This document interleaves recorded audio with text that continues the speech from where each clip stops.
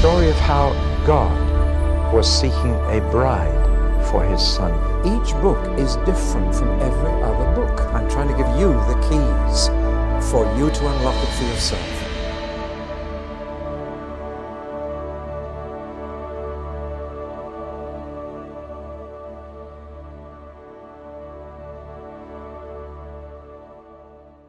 One of the temptations we all have is to idealize the past and to put on special spectacles and look back to a golden age, either in our own life or the life of the world, when everything was much better than it is now. Well, nostalgia isn't what it used to be, but Christians do the same thing. And many Christians look back to a certain age in church history which they think was ideal and try and relive it. For example, some people go back to the Welsh Revival. If you go to Wales, they talk about 1904 and, oh, it was wonderful in those days. Others go further back to the Methodist Revival in the 18th century. Then there's quite a large number of Christians in England who idealize the Puritan era. If only we were like the Puritans again. Others go back to the Reformation. There's a resurgence of interest in the Anabaptists of the 16th century at the moment, and it's influencing a lot of Christians in this country. They go even further back. When were the good old days, the days of the church fathers, or the New Testament period? Surely the church was ideal in the New Testament period. Well, it wasn't. The church of the New Testament had problems. They had pressures from outside, but they had big problems from inside. I want to say something right away. The church was never destroyed by pressure from outside. That just makes the church stronger. But problems inside can destroy a church. And when we turn to the Corinthian letters of Paul, we're turning to a church with big problems. There is no church that Paul founded that had bigger problems than Corinthians. But thank God for those problems. Without them, we wouldn't have had these two marvelous letters. We wouldn't have 1 Corinthians 13, that matchless song of love. We wouldn't have 1 Corinthians 15, which is the earliest account of the resurrection appearances of the Lord in the New Testament, while many of the witnesses were still alive. And it's earlier than any of the 4 Gospels. So we wouldn't have any of this. Now, mind you, the church had big problems. They were very deeply divided. They had parties and cliques following different ministers. They had immorality of the worst kind. It was openly known, not just in the church, but in the whole of Corinth, that in this church there was a man living in sin with his mother, or possibly his mother-in-law, but certainly in a forbidden relationship, which even pagans would have condemned. They were getting drunk at the Lord's table. Fancy that, people arriving for communion and scoffing all the bread before other people came and drinking all the wine and lying drunk, so that by the time the congregation arrived, there were drunk church members around the communion table. Can you imagine it? You and I would have written off such a church. We'd have said, it's no good, don't go near it. Paul did not. He didn't write them off. He sought to bring them through to a better position. They had all kinds of aggressive feminism. There's nothing new under the sun, is there? All right, let's then look at the churches of Corinth. But first, I think we want to look at the city. Its position not only affected the city, but affected the church very deeply. It's on that narrow isthmus of land which joins the mainland of Greece to the Peloponnese. And it's a very narrow strip of land there. And that's very significant because ships invariably came this way, and if they were big ships, they discharged their cargo at Corinth, and the cargo was carried a few miles over the land and put on another ship to go east. The smaller boats were actually pulled out of the water and pulled on rollers across a little road across there, and then launched again. Why on earth then didn't ships go around here? Because this is a very dangerous part of the Mediterranean Sea. It's like Cape Horn, and it really is dangerous. And to avoid, especially in the winter storms, to avoid going round that cape, ships came in here and either had their cargo taken across or even the boats manhandled across and put back in the water. So Corinth was a key port. Actually, Corinth was about 2 miles from the sea, and it had its own port, Lycium, here. And there was a double city wall, 2 miles from the port up to the city of Corinth, to protect the road to the port. Just outside Corinth was a mountain, Mount Acrocorinthus here. And from the top of that mountain, well, it was only 2,000 feet high, but from the top of it, you could actually see Athens 40 miles away. Now, I like to parallel cities in the ancient world with cities of today. This is Edinburgh, that's Glasgow. Apologies to all Scots here, but in fact, this was the sort of refined city with the university and where the philosophers lived and so on.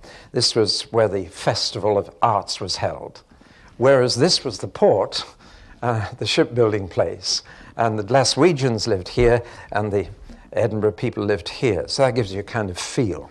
So Athens and Corinth were real rivals, and again, like Scotland, they were at either side of the narrow bit of land that joined one part to another. Well, that gives you a little feel of the place. Archaeologists have discovered a great deal in Athens, in Corinth, especially since the earthquake of 1858, which revealed some of the ruins. And the main picture here, forget this for a moment, is the main street of Corinth, as it was in Paul's day. It's all been excavated now. And they've found the bema, the judgment seat, where Paul was judged. They've found all sorts of things, including the Jewish synagogue. So they've really revealed an awful lot, and everything tallies with Luke's account in the book of Acts. There's the mountain, 2,000 feet high, from which you could see Athens 40 miles away. The port is down this way. Nowadays, of course, they don't manhandle ships over the top. They've cut this gigantic deep ravine, the Corinthian Canal, right through, and an ocean-going liner can just squeeze through. If you go cruising in the Eastern Mediterranean, you may well go through this canal now. Nero tried to cut the canal way back in Paul's day, but he failed. And it wasn't until the 19th century that this deep cut was actually made that cuts off northern Greece from the Peloponnese. So that's the background. Another thing that we need to know is that this was actually the second city of Corinth. There were two cities. The first one went back a long way, and it was very wealthy and terribly pagan. They worshipped, for example, Poseidon, the god of the sea, and above all, Aphrodite. They had a huge temple here originally, which had 2,000 priestesses. They were actually prostitutes, and worship was quite exciting in those days. You simply went and had intercourse with a priest. And you can imagine the effect that had. Apart from the fact that being a port with sailors, well, enough said. In fact, to say that a woman was a Corinthian was to call her a prostitute. And to Corinthianize became an actual verb in the Greek language, meaning to have promiscuous sex. So that was the reputation it had. It was a bad city. And incidentally, the place of all those priestesses was going to affect the Corinthian church because the women wanted to do things that men were doing. And the background explains a great deal of why Paul concentrates on men and women relationships in Corinthian correspondence. Well, now that city was destroyed. It was a bad city. It was destroyed. And the Romans destroyed it 150 years before Christ. And then later, not long before Christ came, they rebuilt it and repopulated it with a very different population. Mostly freed men. That means ex-slaves who had either bought their freedom or earned it in some way. And so they were ex-slaves who populated the city. But again, because of its position, they made a lot of money. It became wealthy, trading obviously, and it became again an immoral seaport. But it meant that there were very few noble or well-educated people. It was full of self-made, wealthy traders, self-made men. Well, now that again affects the Corinthian church membership. Paul says to the church members, not many noble among you. Not many high-born.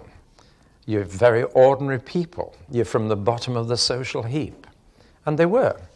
But they were not poor. They were good traders. They were wealthy. They'd made a lot of money. But they were people who'd worked up from the bottom, as it were, by their own efforts.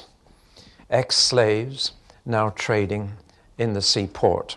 Now, all that background is fairly important. Both the social background and the moral background crept into the church. Snobbery is very widespread among those who are not truly high-born. Do you know what I mean?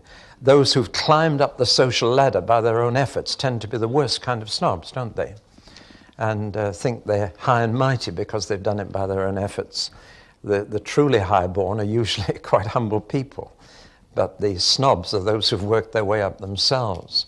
And that kind of snobbery invariably begins to compare minister with minister and begins to form cliques and divisions in a church. See how the background is coming into the church. It happens with all our churches. We've all got a background, and we come to Christ. You don't immediately lose all your background, and you bring it into the church, and that creates problems which are not really spiritual problems, but social problems. See, and there are social problems in churches in England, let's fool ourselves. And there are moral problems because of our background. We were each brought up to regard different things as right and wrong. And when you get it together, you know, some Christians say it's wrong to touch alcohol, some say it's okay, and so it goes on. And some places like Norway, the Christians smoke like factory chimneys, and other places they don't. And these differences of moral behavior are often due to background and not due to principle. And you've got to learn to live together as Christians with your different backgrounds and upbringing. All that kind of thing comes out very well in the Corinthian correspondence. The two biggest battles in any church, however, are these: how to keep the church in the world and how to keep the world out of the church. And most problems pastorally can be put under one of those two heads. And we're going to see that particularly here. You realize that the first city was very Greek, but the second city was very Roman. It was still just as immoral, but it was a different kind of culture. And it's the Roman culture that was quite strong in Corinth. The Roman law was the law in Corinth. And that emphasis on law meant that some of the church members in Corinth were actually going to law against one another. And litigation was very, very common in Corinth. And that had crept into the church. So actually you had church members taking other church members to court and suing them. And all this is very reminiscent of a self-made community with people rising up the ladder by their own efforts and by their own money-making.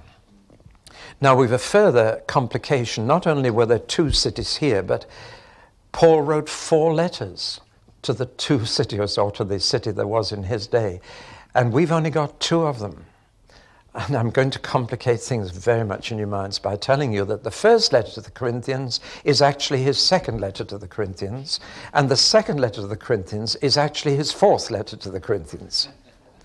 And there were 2 others which we've lost. And what we know of them, we're rather glad that we have lost them. One was a very hasty letter, which Paul perhaps later regretted writing. He acknowledges he wrote in haste and he'd written in too much of a hurry. And the other was a very hot letter, and he acknowledges that it was a bit too hot. So we've lost the hot letter and the hasty letter. But let me try and put it all together for you, if we can. And it is going to be complicated.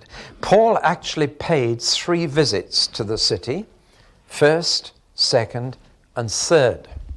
But he wrote 4 letters. The first letter, the second letter, the third, and the 4th. And meanwhile, he sent delegates to the church with his letters and to try and sort things out. He first sent Timothy with the second letter, which is our 1 Corinthians. Isn't it complicated? So if you just write 2 instead of 1 and 4 instead of 2, you're right. So he sent Timothy. Timothy, I'm afraid, was too timid, and he left the church in a worse state than he found it. And he came back and reported to Paul they're worse than ever. They just didn't respond to my approach. Titus was made of sterner stuff. And we'll find that when we study the letters to Timothy and Titus. Titus was tough, whereas Timothy was timid. And so Paul, after Timothy's visit failed, sent Titus. And Titus succeeded in sorting them out and brought better news back. So there was a constant coming and going. See, by this time, Paul had left Corinth and was very busy elsewhere. He'd been to Jerusalem. He was now back in Ephesus. And it was between Ephesus and Corinth that all this traffic went on. So just running through it, he paid a first visit. After he'd left, 18 months he stayed and got the church going, but it was a problem church from the beginning. After he'd left, a bad report came to him at things going really wrong in the church. So he sent the first letter, the hasty one. He scribbled a note to them telling them to put things right. But another report came from a family that came to Ephesus, Chloe's household, brought a further bad report showing that the first letter had had the exact opposite reaction. And a letter written in haste can do that. And they just reacted violently against Paul's first letter. But we don't know. It may be found, part of it, in 2 Corinthians 6 to 7. That's a conjecture. We don't know. But that little bit sounds a bit like that hasty letter, which tried to put things right with a big hammer, you know, and it didn't do it. Sometimes it's like straightening out a dent in your car. If you've got a dent in your car wing, don't take a hammer and hit the middle of the dent at the back. You'll crack it. You have to tap it around the dent and gradually keep on tapping and work in towards the center until it gets it nicely out. Otherwise, you do more harm than good. Well, Paul tried the big hammer and it just didn't work. So Chloe's household brought a bad report. So he sent a letter back, or rather he got a letter also brought by 3 of them.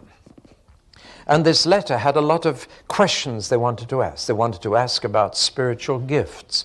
They wanted to ask about marriage and divorce. They didn't want to ask about their problems significantly. It's interesting, people always come to you with questions, but not problems. Do you know what I mean? And so Chloe's household had brought the report of the problems, and Stephanus, Fortunatus, and Achaicus had brought a letter with questions for him.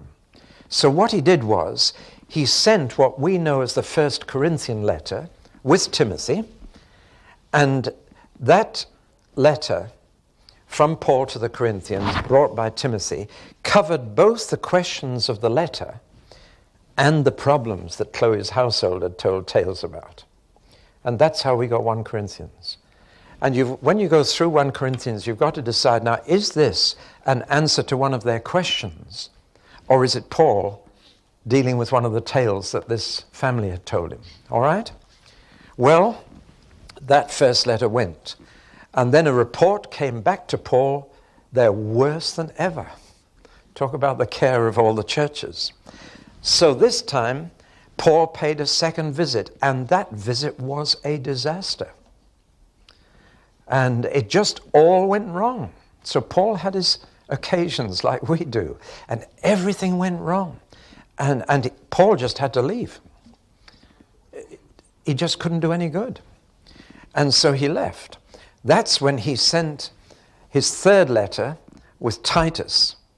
And that third letter we've lost, unless we've got it at the end of 2 Corinthians, chapters 10 to 13. That's a possibility, because that is a very hot section of the second letter. Very hot indeed. Paul resorts to sarcasm. And as every school teacher knows, you've got pretty desperate when you resort to sarcasm. It's the temptation of all teachers to be sarcastic to pupils. But anyway, that third hot letter went with Titus, but Titus was a good man to sort out problems. Paul often left Titus behind to sort out problems. He just seemed to have that firmness that said, no nonsense, we're not having any more nonsense, let's put it right. Timothy was a bit too timid. He said, please, let's try and put it right. But Titus said, come on, we're not standing any more of this, let's put it right. And he put it right. And now a report came from Corinth that things were very much better. And Paul was so delighted that he sent a fourth letter with Titus again, and this is what we call 2 Corinthians. And then Paul finally paid a third and last visit to them, a very happy visit. So he had his first visit when he started them, a second visit which went terribly wrong and he just had to leave. He was just not able to communicate with them. And the third visit, which was happy again. Well, now that's the kind of trouble that Paul had with just one church. And we have these 2 letters. But again, thank God that we have them. The contrast between the 2 letters is quite marked. The first letter deals with practical issues. The second letter deals with personal insults. The whole of the second letter, Paul is outraged at the way they've insulted him. And they really did. So practical issues, personal insults. The first letter is about what he thought was wrong with them. The second letter is all about what they thought was wrong with him. All right? If you get these things in your mind simply as contrasts, you're more able to understand the letters. The first letter concentrates on church members and how church members ought to behave. But the second letter concentrates on ministers, pastors, leaders, and how they ought to be behaving. So that there's a very clear contrast between the 2 letters. If you've read them, you must have noticed. Let me run through them again. First letter, practical issues. Second letter, personal insults. First letter, what Paul thought about the Corinthians. Second letter, what the Corinthians thought about Paul. First letter, how church members ought to be. Second letter, how church ministers ought to be. Well, now that's given you a feel, I hope, of the 2 letters. So now we can look in more detail at the first letter to Corinth. And we'll look at this one first. Now, let's just try and get the feel of it. It's a sandwich. And we'll forget the bread at the moment. We'll look at the filling. But it's a sandwich between the crucifixion and the resurrection. And it begins with the cross, it ends with the resurrection. Now forget that for the moment. Let's look at what's in the middle.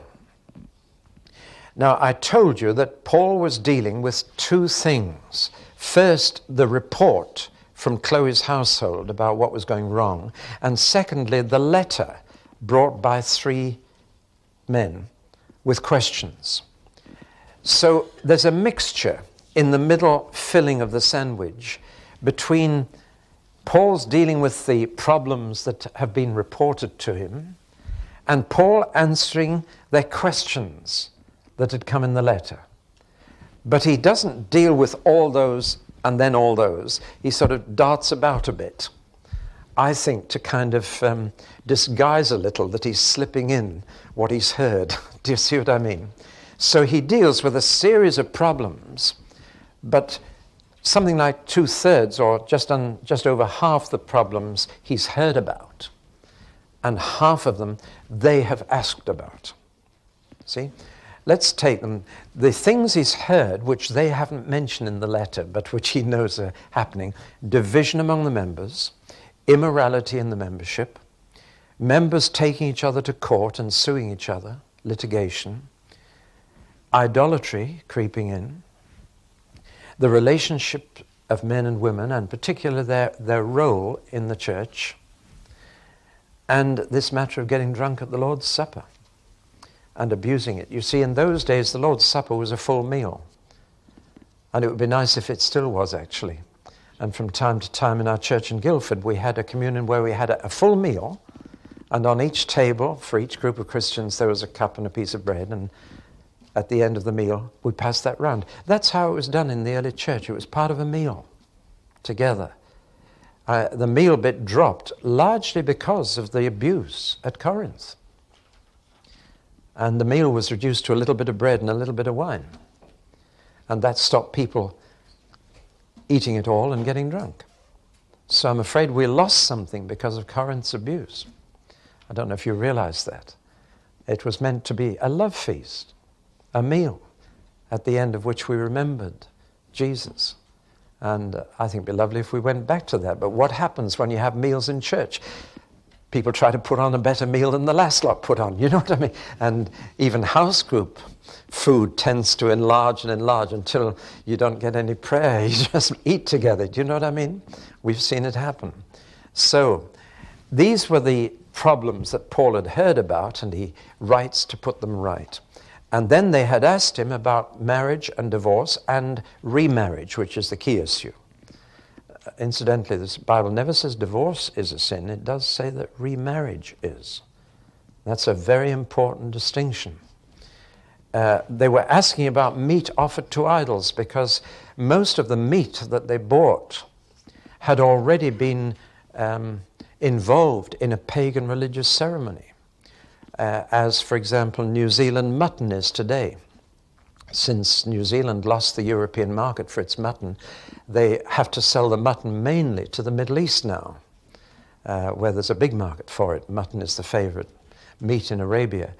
And, of course, to do that, they now have to have Muslim mullahs in New Zealand to supervise the killing of the lambs and to say prayers over the killing of the lambs. So if you buy New Zealand mutton today, you're buying mutton that has already been involved in a Muslim ceremony. Do you understand? That's exactly the problem they had in Corinth, because the slaughterhouse was a religious place and the meat was offered to idols before it was on sale in the marketplace. And that created a conscience problem for Christians. Should we eat meat that has been offered to idols, or should we become vegetarian because of the idolatry that lies behind the slaughtering? Do you follow me? Well, that was a problem. So they asked about marriage and divorce and remarriage. They asked about meat offered to idols. And in particular, they were asking about spiritual gifts, because they had a lot of them. In fact, Paul thanked God that they had tongues and prophecy and miracles. They had all the spiritual gifts. Every church member at Corinth had been baptized in the Spirit, and every church member at Corinth had a spiritual gift. And Paul thanked God that they were such a charismatic church. But at the same time, they were a carnal church. It's possible to be charismatic and carnal. And that means quite simply to have all the spiritual gifts, but to lack the spiritual fruit that you need in order to handle the gifts properly. But they were asking him about that, so at one point in the letter he says, now concerning spiritual gifts. Now, since Paul is sometimes dealing with their questions, we have a bit of a problem in these sections as to when Paul is quoting what they say or when he's quoting what he thinks. And that's led to some misunderstanding and some difficulties of interpretation. For example, at one point, Paul says, it is good for a man not to marry. But is he saying it, or is he quoting them? And if you read the whole sentence, it is, now for the matters you wrote about, it is good for a man not to marry. Do you see? It might mean they were saying, isn't it good for a man not to marry?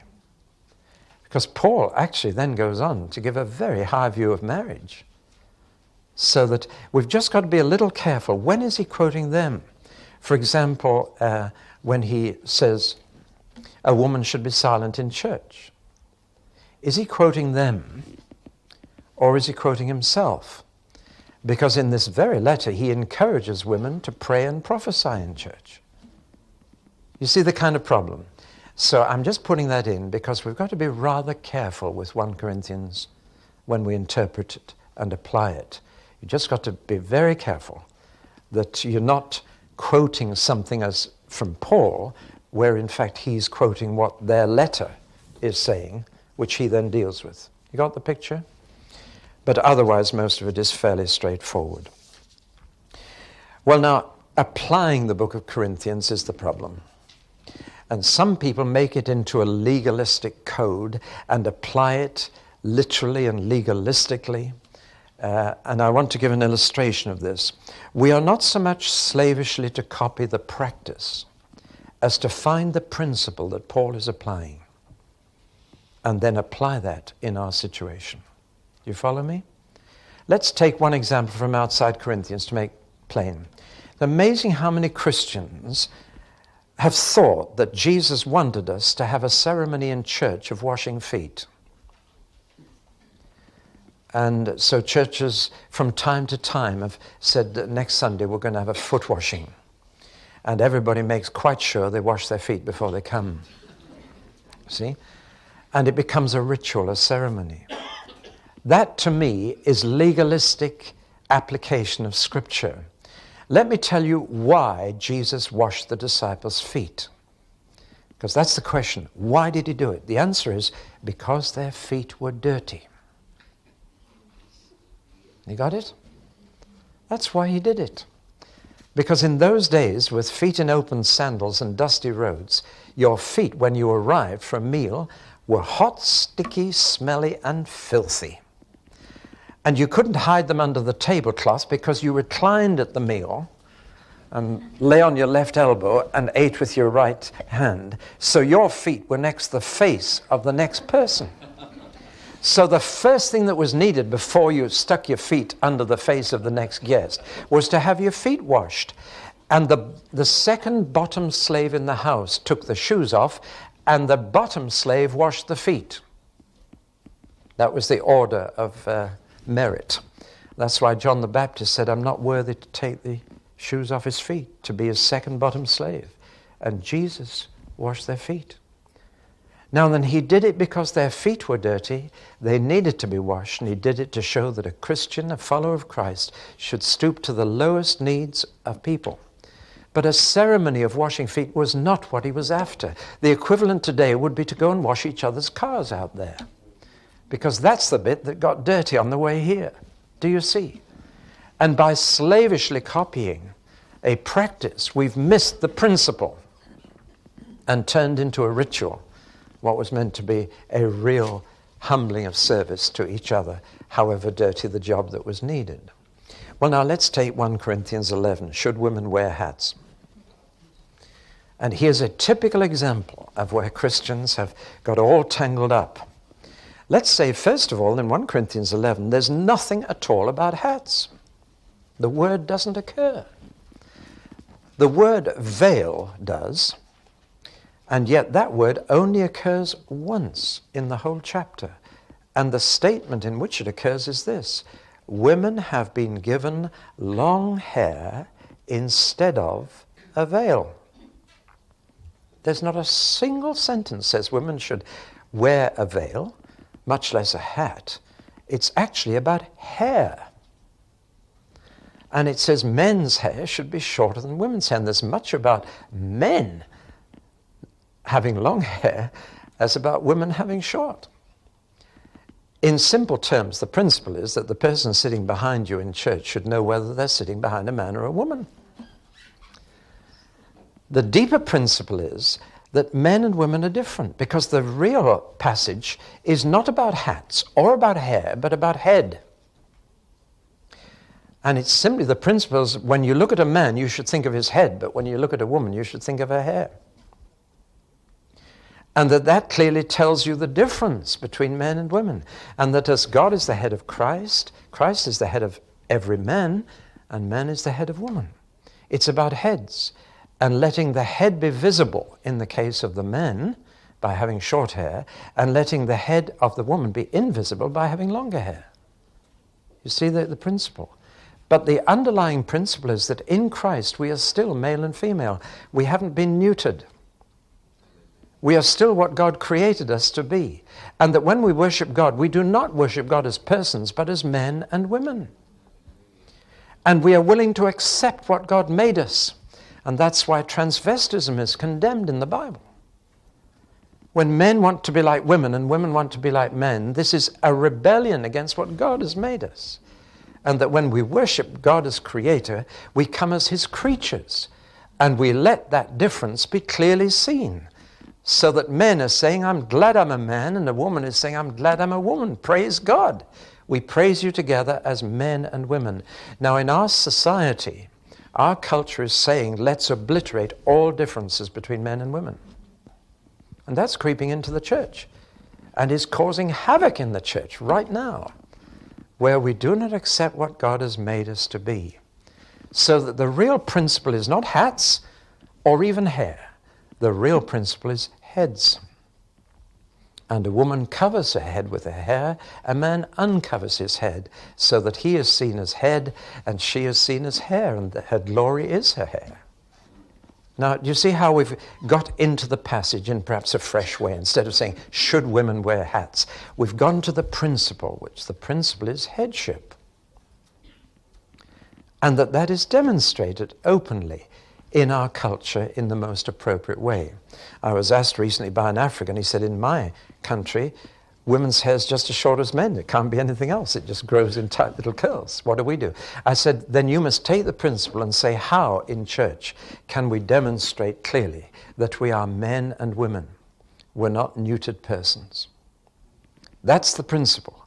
Deep down, it's God who made us male and female in his own image. And our world is absolutely rebelling against that distinction which God made. And we need each other. Men and women are different. Thank God we're different. We need each other. We're complementary. We are of equal value and dignity and status in God's sight, but of different role and responsibility and function. And it's God who made that. And when we worship God, we are not neutered persons. We are men and women. And we're praising our Creator for making us so. And we thank God for each other. Now, how important that principle is. Because there at Corinth, as today, people were trying to obliterate all differences that God has put to give us variety, to give us complementarity, to give us beauty and romance. God didn't intend chauvinism, but he did intend chivalry. And God wants us to behave as men and as women, and to worship him as men and as women. And we should do that freely and gladly. Say, God, thank you for making me what I am. There's the principle. But slavishly, oh, that woman came in without a hat. There are two wrong ways of applying 1 Corinthians 11, and I've seen them both in churches. Number one, to apply 1 Corinthians 11 to the body, but not the spirit. So a woman wears a hat, but she wears the trousers as well. Do you know what I mean? And I've seen women who wear hats faithfully in church who dominate their husbands. And they've applied the word to their body, but not to their spirit. Do you follow me? The opposite angle, the opposite extreme, is to apply it to your spirit, but not to your body. And that is crazy because we are bodies. Our spirits are in bodies. And that says, well, as long as my spirit acknowledges the headship of men, that's okay. No, you should reflect that in outward appearance. Because body is part of you, and we worship God with our body. To worship with our body is an acceptable sacrifice. So it applies to body and spirit, that we accept the basic principle of headship, and that we let that show outwardly, so that people know we are men and women of God. Well, we'll close there, because I've still got more to say about 1 Corinthians, but I thought I'd take that one example to show you how we can get into legalistic application of Scripture, instead of getting behind it to what principle is Paul really applying here, and how can we apply that principle today?